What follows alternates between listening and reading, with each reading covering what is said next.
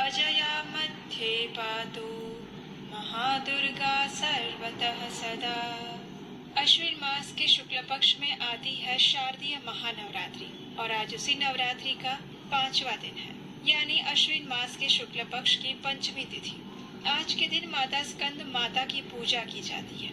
कार्तिकेय की माता के स्वरूप में देवी पार्वती को स्कंद माता के रूप में पूजा जाता है। देवी स्कंद माता की विशेष कृपा आप और आपकी संतानों पर बनी रहे, यही प्रार्थना करते हैं। और इस नवरात्रि के पावन पर्व पर हम श्रवण कर रहे हैं दुर्गा सप्तशती पाठ का, जिसके प्रत्येक अध्याय में छिपा हुआ है माँ दुर्गा को प्रसन्न करने का रहस्य, उनकी कृपा प्राप्त करने का विधान। इस दुर्गा सप्तशती पाठ को शुरुआत से लेकर अंत तक श्रवण करने वाला मनुष्य हर प्रकार के अभिष्ट फल को प्राप्त कर लेता है।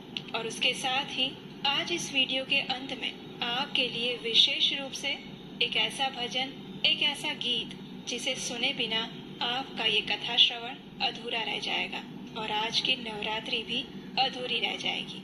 तो चलिए आज नवरात्रि के 5वें दिन पर श्रवण करते हैं दुर्गा सप्तशती पाठ के अगले अध्याय का। आइए आज की कथा आरंभ करते हैं। अध्याय 9 निशुंभवध। माता भगवती की आराधना और उनका ध्यान करते हुए इस प्रकार प्रार्थना करते हैं। मैं अर्धनारीश्वर के श्री विग्रह की निरंतर शरण लेती हूँ। उनका वर्ण बंदूक पुष्प और सुवर्ण के समान रक्त पीत मिश्रित है। वे अपनी भुजाओं में सुंदर अक्षमाला, पाश, अंकुश और वरद मुद्रा धारण करते हैं। अर्धचंद्र उनका आभूषण है और वे 3 नेत्रों से सुशोभित रहती हैं। कथा को आगे बढ़ाते हुए राजा ने कहा, हे भगवान, आपने रक्त बीज के वध से संबंध रखने वाला देवी चरित्र का ये अद्भुत महात्म्य मुझे बताया। अब रक्त बीज के मारे जाने पर अत्यंत क्रोध में भरे हुए शुंभ और निशुंभ ने जो कर्म किया उसे मैं सुनना चाहता हूँ। कृपया उस विषय में बताएं। ये सुनकर ऋषि ने कहा, हे राजन, युद्ध में रक्त बीज तथा अन्य दैत्यों के मारे जाने पर शुंभ और निशुंभ के क्रोध की सीमा नहीं रही। अपनी विशाल सेना इस प्रकार मारी जाती हुई देखकर निशुंभ अमर्ष में भरकर देवी की ओर दौड़ पड़ा। उसके साथ ही असुरों की प्रधान सेना भी थी। उसके आगे, पीछे और पार्श्व भाग में बड़े बड़े असुर थे जो क्रोध से ओठ चबाते हुए देवी को मारने के लिए आए हुए थे। महापराक्रमी शुंभ भी अपनी सेना के साथ मातृगणों से युद्ध करके क्रोधवश चंडिका को मारने के लिए आ पहुंचा था। तब देवी के साथ शुंभ और निशुंभ का घोर संग्राम छिड़ गया। वे दोनों दैत्य मेघों की भांति बाणों की भयंकर वृष्टि करने लगे। उन दोनों के चलाए हुए बाणों को चंडिका ने अपने बाणों के समूह से तुरंत ही काट डाला और शस्त्र समूहों की वर्षा करके उन दोनों दैत्य पतियों के अंगों में भी चोट पहुंचाई। निशुंभ ने तीखी तलवार और चमकती हुई ढाल लेकर देवी के श्रेष्ठ वाहन सिंह के मस्तक पर प्रहार कर दिया। अपने वाहन को चोट पहुंचने पर देवी ने क्षुरप्र नामक बाण से निशुंभ की श्रेष्ठ तलवार तुरंत ही काट दी और उसकी ढाल को भी, जिसमें 8 चांद जड़े हुए थे, उसे भी खंड खंड कर दिया। ढाल और तलवार के कट जाने पर उस असुर ने शक्ति चलाई, लेकिन सामने आने पर देवी ने चक्र से उसके भी 2 टुकड़े कर दिए। अब तो निशुंभ क्रोध से जल उठा था। उस दानव ने देवी को मारने के लिए शूल उठा लिया, लेकिन देवी ने समीप आने पर उसे भी मुक्के से मारकर चूर्ण कर दिया और तब उसने गदा घुमाकर चंडी के ऊपर चलाई, लेकिन वो भी देवी के त्रिशूल से कटकर भस्म हो गई। उसके पश्चात दैत्यराज निशुंभ को फरसा हाथ में लेकर आते देख देवी ने बाण समूहों से घायल करके उसे धरती पर सुला दिया। उस भयंकर पराक्रमी भाई निशुंभ के धराशायी हो जाने पर शुंभ को अत्यंत क्रोध आया और अंबिका का वध करने के लिए वो आगे बढ़ा। रथ पर बैठे बैठे ही उत्तम आयुधों से सुशोभित अपनी बड़ी बड़ी 8 अनुपम भुजाओं से समूचे आकाश को ढक कर वो अद्भुत दिख रहा था। उसे आते देखकर देवी ने शंख बजाया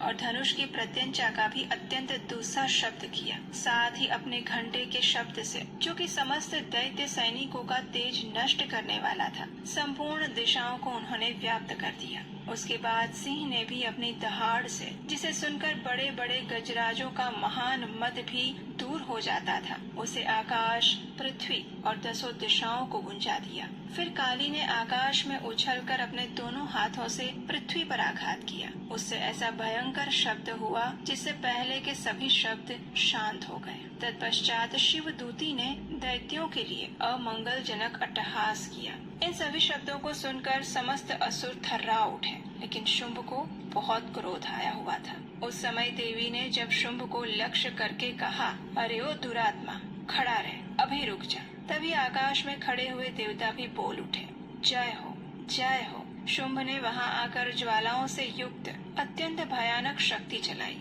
अग्निमय पर्वत के समान आती हुई उस शक्ति को देवी ने बड़े भारी रुके से दूर हटा दिया और उस समय शुंभ के सिंहनाद से तीनों लोग गूंज उठे। हे राजन, उसकी प्रतिध्वनि से वज्रपात के समान भयानक शब्द हुआ जिसने अन्य सभी शब्दों को जीत लिया। शुंभ के चलाए हुए बाणों के देवी ने और देवी के चलाए हुए बाणों के शुंभ ने अपने भयंकर बाणों द्वारा सैकड़ों और हजारों टुकड़े कर दिए। तब क्रोध में भरी हुई चंडिका ने शुंभ को शूल से मार दिया। उसके आघात से मूर्छित होकर वह पृथ्वी पर गिर पड़ा और इतने में ही निशुंभ को फिर से चेतना आ गई। उसने धनुष हाथ में लेकर बाणों द्वारा देवी, काली और सिंह को घायल कर दिया। फिर उस दैत्य राज ने 10,000 बाहें बनाकर चक्रों के प्रहार से चंडिका को आच्छादित कर दिया और तब दुर्गम पीड़ा का नाश करने वाली भगवती दुर्गा ने कुपित होकर अपने बाणों से उन चक्रों और बाणों को काट गिराया। ये देखकर निशुंभ दैत्य सेना के साथ चंडिका का वध करने के लिए हाथ में गदा लेकर बड़े वेग से दौड़ पड़ा। उसके आते ही चंडी ने तीखी धार वाली तलवार से उसकी गदा को शीघ्र ही काट डाला। तब उसने शूल हाथ में लिया। देवताओं को पीड़ा देने वाले निशुंभ को शूल हाथ में लिए आते देख चंडिका ने वेग से चलाए हुए अपने शूल से उसकी छाती को छेद डाली। शूल से विदीर्ण हो जाने पर उसकी छाती से एक दूसरा महाबली और महापराक्रमी पुरुष निकल आया। उस निकलते हुए पुरुष की बात सुनकर देवी ठठाकर हंस पड़ी और खड्ग से उन्होंने उसका मस्तक भी काट डाला। फिर तो वो पृथ्वी पर गिर पड़ा। तदअनंतर सिंह अपनी दाढ़ों से असुरों की गर्दन कुचलकर खाने लगा। ये बड़ा भयंकर दृश्य था। उधर काली और शिवदूती ने भी अन्य दैत्यों का भक्षण आरंभ कर दिया था। कौमारी की शक्ति से विदीर्ण होकर कितने ही महादैत्य नष्ट हो गए। ब्रह्माणी के मंत्र पूत जल से निस्तेज होकर कितने ही भागने लगे। कितने ही दैत्य माहेश्वरी के त्रिशूल से छिन्न भिन्न होकर धराशायी हो गए। वाराही के थुथुन के आघात से कितने ही पृथ्वी पर गिर पड़े। वैष्णवी ने भी अपने चक्र से दानवों के टुकड़े टुकड़े कर दिए। ऐन्द्री के हाथ से छूटे हुए वज्र से भी कितने ही प्राणों से हाथ धो बैठे। कुछ असुर नष्ट हो गए, कुछ उस महायुद्ध से भाग गए और कितने ही काली, शिवदूती और सिंह के ग्रास बन गए। इस प्रकार श्री मार्कंडेय पुराण में सावर्णिक मनवंतर की कथा के अंतर्गत देवी महात्म्य में निशुंभ वध नामक 9वां अध्याय पूर्ण हुआ। आइए अब हम दुर्गा सप्तशती के 10वें अध्याय का श्रवण करते हैं। 10वां अध्याय शुंभ वध। कथा आरंभ करने से पहले देवी भगवती दुर्गा का ध्यान करेंगे। मैं मस्तक पर अर्ध चंद्र धारण करने वाली शिव शक्ति स्वरूपा भगवती कामेश्वरी का हृदय में चिंतन करती हूँ। वे तपाए हुए सुवर्ण के समान सुंदर हैं। सूर्य, चंद्रमा और अग्नि, यही 3 उनके नेत्र हैं और वे अपने मनोहर हाथों में धनुष बाण, अंकुश, पाश और शूल धारण किए हुए हैं। कथा को आगे बढ़ाते हुए ऋषि ने कहा, हे राजन, अपने प्राणों के समान प्यारे भाई निशुंभ को मारा हुआ देखकर और सारी सेना का संहार होता जान शुंभ ने कुपित होकर कहा, अरे ओ दुष्ट दुर्गे, तू बल के अभिमान में आकर झूठ मूठ का घमंड कर रही है। तू बड़ी मानिनी बनी हुई है, लेकिन दूसरी स्त्रियों के बल का सहारा लेकर लड़ती है। उसकी ये बात सुनकर देवी ने कहा, ओ दुष्ट, मैं अकेली ही हूँ। इस संसार में मेरे सिवा दूसरी कौन है?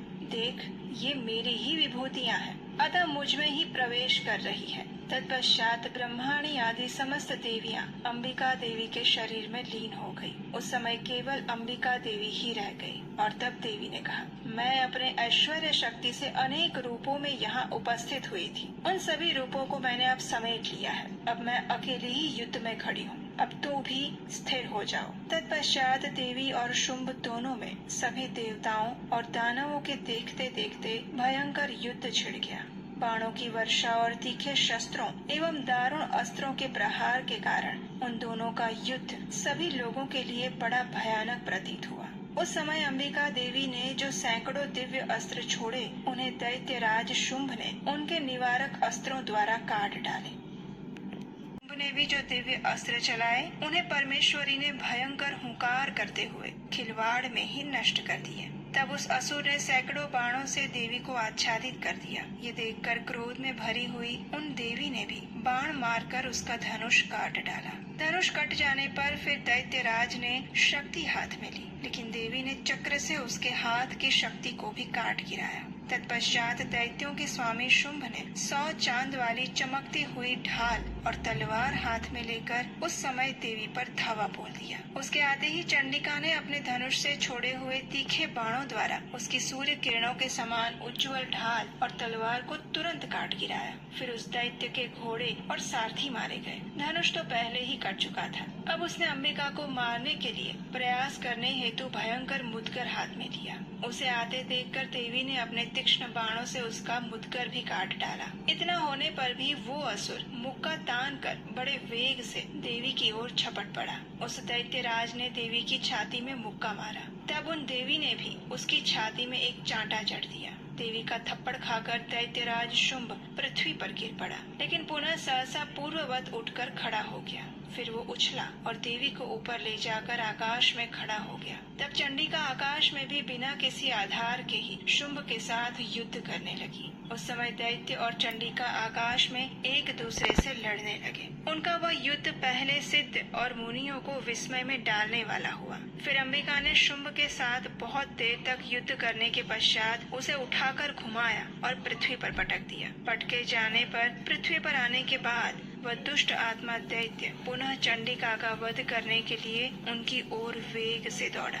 और तब समस्त दैत्यों के राजा शुंभ को अपनी ओर आते हुए देखकर देवी ने त्रिशूल से उसकी छाती को चीर कर उसे पृथ्वी पर पुनः गिरा दिया। देवी के शूल की धार से घायल होने पर उसके प्राण उड़ गए और वो समुद्रों, द्वीपों और पर्वतों सहित संपूर्ण पृथ्वी को कंपाता हुआ भूमि पर गिर पड़ा। उस दुरात्मा के मारे जाने पर संपूर्ण जगत प्रसन्न और पूर्ण स्वस्थ हो गया। आकाश स्वच्छ दिखाई देने लगा। पहले जो उत्पात सूचक मेघ और उल्कापात होते थे, वे सभी शांत हो गए और उस दैत्य के मारे जाने पर नदियां भी ठीक मार्ग से बहने लगी। उस समय शुंभ की मृत्यु के बाद संपूर्ण देवताओं का हृदय हर्ष से भर गया और गंधर्वगण मधुर गीत गाने लगे। दूसरे गंधर्व बाजे बजाने लगे और अप्सराएं नृत्य करने लगी। पवित्र वायु बहने लगी। सूर्य की प्रभा उत्तम हो गई। अग्निशाला की बुझी हुई आग अपने आप प्रज्वलित हो उठी और संपूर्ण दिशाओं के भयंकर ध्वनि शांत हो गए। और इस प्रकार श्री मार्कंडेय पुराण में सावर्णिक मनवंतर की कथा के अंतर्गत देवी महात्म्य में शुंभ वध नामक 10वां अध्याय पूर्ण हुआ। शतनाम